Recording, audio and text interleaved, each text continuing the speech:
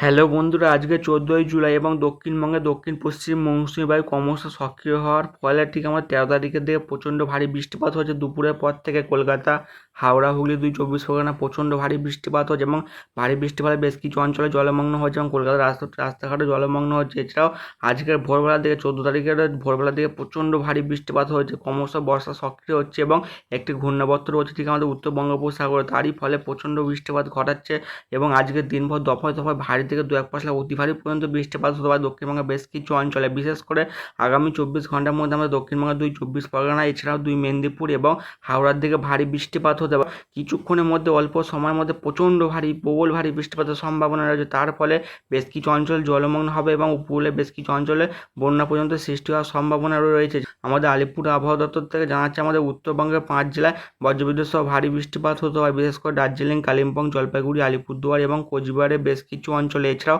আগামী 24 ঘন্টার মধ্যে পূর্ব রাজ্যের দিকে বজ্রবিদ্যুৎ সহ ভারী থেকে 2-1 পশলা অতি ভারী বৃষ্টিপাতের সম্ভাবনা রয়েছে এবং আমাদের আলিপুর আবহাওয়া দপ্তর থেকে জানাচ্ছে পূর্ব রাজ্যে ক্রমশ বর্ষা প্রচণ্ড সক্রিয় রয়েছে। বিশেষ করে অরুণাচল প্রদেশ, আসাম, মেঘালয়, নাগাল্যান্ড, মণিপুর, মিজোরামের দিকে। তার ফলে প্রচণ্ড আকারে বৃষ্টিপাত হতে পারে এবং আমাদের ECMWF মডেল থেকেও দেখা যাচ্ছে, ঠিক আমাদের আলিপুর আবহাওয়া দপ্তর থেকেও জানাচ্ছে, ঠিক আমাদের বঙ্গোপসাগরের দিকে একটি ঠিক আমাদের গভীর নিম্নচাপ তৈরি হওয়ার সম্ভাবনা রয়েছে এবং আজকে বিকেলের দিকে ঘূর্ণাবর্তটি ক্রমশ বাংলাদেশ এবং মায়ানমার উপকূলের দিকে থাকবে। তা ক্রমশ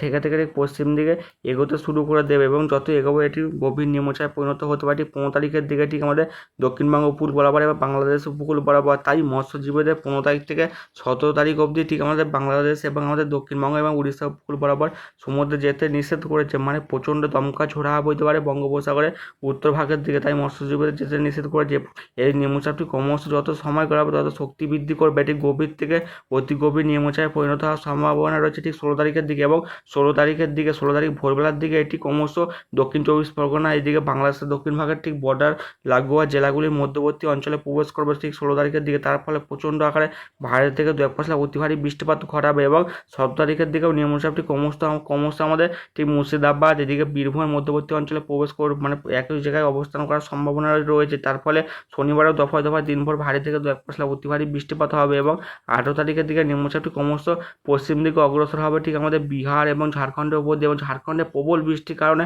বেশ কিছু অঞ্চলে বন্যা পর্যন্ত সৃষ্টি হতে পারে এবং ডিভিসির জল আমাদের গাঙ্গে দক্ষিণবঙ্গের দিকে ছেড়ে দেওয়ার সম্ভাবনা রয়েছে। মানে 17 থেকে 18 এবং 19 তারিখের দিকে ঝাড়খণ্ডে প্রবল আকারে বৃষ্টিপাত হতে পারে এবং নিম্নচাপটি ক্রমশ ঠিক আমাদের পশ্চিম দিকে অগ্রসর হওয়ার সম্ভাবনা রয়েছে ঠিক মধ্য ভারতের দিকে। তার ফলে ঠিক আমাদের মধ্য ভারতের প্রয়াগরাজ এদিকে আমাদের জয়পুর, নিউ দিল্লির দিকে, এছাড়াও আমাদের ঠিক মধ্যপ্রদেশের দিকে প্রচণ্ড ভারী থেকে অতি ভারী বৃষ্টিপাত হতে পারে। বিশেষ করে আমাদের আলিপুর আবহাওয়া দপ্তর থেকেও জানিয়ে দেওয়া হয়েছে যে আগামী 24 ঘন্টার মধ্যে এই নিম্নচাপের ফলে ঠিক আমাদের বঙ্গোপসাগর নিম্নচাপের ফলে ঠিক আমাদের উড়িষ্যা এবং বিহারের দিকে ভারী থেকে অতি ভারী প্রবল ভারী বৃষ্টিপাতের সম্ভাবনা রয়েছে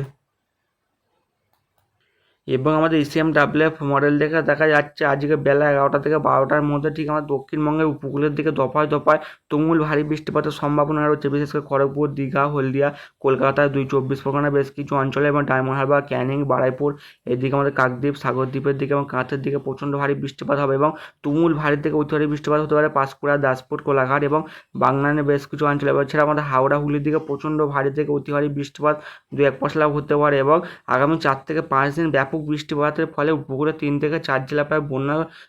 বন্যা হওয়ার সম্ভাবনা রয়েছে। সব জায়গায় সমান বৃষ্টিপাত না হলেও কোথাও হালকা, কোথাও মাঝারি এবং কিছু অঞ্চলে প্রবল ভারী বৃষ্টিপাত হবে এবং এবছরে এখনও ঠিক আমাদের গাঙ্গে দক্ষিণবঙ্গের দিকে ঠিক আমাদের দক্ষিণ 24 পরগনার দিকে প্রায় 10 থেকে 11% বৃষ্টির ঘাটতি রয়েছে এবং কলকাতার দিকে আবার স্বাভাবিকের থেকে 10 থেকে 11% বেশি বৃষ্টিপাত হয়েছে, মানে কিছু অঞ্চলে 15 থেকে 20%। মানে এবছর কলকাতার দিকে ভালোই বৃষ্টিপাত পাওয়া যাচ্ছে ঠিক বজ্র গরমে ক্রমশ ঘনীভূত হওয়ার ফলে। এছাড়াও আমাদের আলিপুর আবহাওয়া দপ্তর থেকে জানাচ্ছে যে আগামী 4 থেকে 5 দিন কলকাতার দিকে আরও ভারী থেকে 2-1 পশলা অতি ভারী বৃষ্টিপাত হবে এবং আজকে বিকেলের দিকে 2 চব্বিশ পরগনা, 2 মেদিনীপুর, কলকাতা, হাওড়া, হুগলির দিকে দফায় দফায় ভারী বৃষ্টিপাত হবে। তারই মধ্যে ঠিক আমাদের পুরুলিয়া, বাঁকুড়ার দিকে এদিকে ধানবাদ, আসানসোল এদিকে আমাদের ঝাড়খণ্ডের দিকে ভারী থেকে অতি ভারী প্রবল ভারী বৃষ্টিপাতও হতে পারে। এছাড়াও আমাদের উড়িষ্যার দিকেও আছে ঠিক দুপুর পেরিয়ে ঠিক আছে বিকেলের দিকে ভারী থেকে অতি ভারী বৃষ্টিপাত হবে। বিশেষ করে ভদ্রকের দিকে এবং আরও উপকূলবর্তী অঞ্চল ঠিক আমাদের দামরার দিকে হতে পারে ভয়। এছাড়াও এদিকে আমাদের ঠিক পুরীর আশপাশে, এছাড়াও আমাদের পারাদ্বীপের দিকে এবং প্রচণ্ড ভারী থেকে 2-1 পশলা অতি ভারী বৃষ্টিপাত হবে এবং বুধবার নিম্নচাপটি ক্রমশ সক্রিয় হওয়ার ফলে ঠিক ভোরবেলার দিকেই